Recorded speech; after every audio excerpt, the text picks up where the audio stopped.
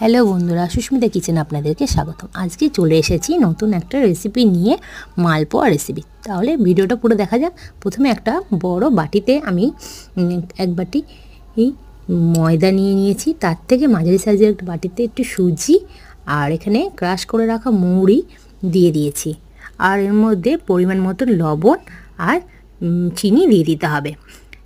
তা দিয়ে ভালো করে মিশ্রণটা নাড়াতে হবে। তারপর ওর মধ্যে অল্প অল্প করে দুধ দিয়ে ব্যাটারটা তৈরি করতে হবে। ব্যাটারটা তৈরি করা হয়ে গেলে এটা 10 থেকে 15 মিনিট ঢেকে রাখতে হবে।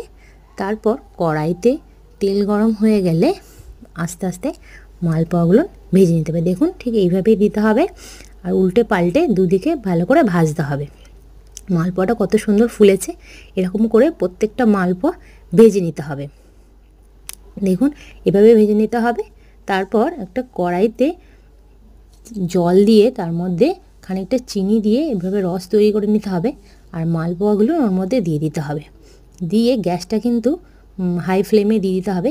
দিয়ে 3 থেকে 4 মিনিট আমি এটাকে একটু হালকা করে ফুটিয়ে নেব। ফুটিয়ে গ্যাসটা অফ করে দিলেই রেডি আমাদের মালপোয়ার রেসিপি। এটা কিন্তু খেতে খুবই সুন্দর লাগে আর গরম গরম খেতে খুবই ভালো লাগে।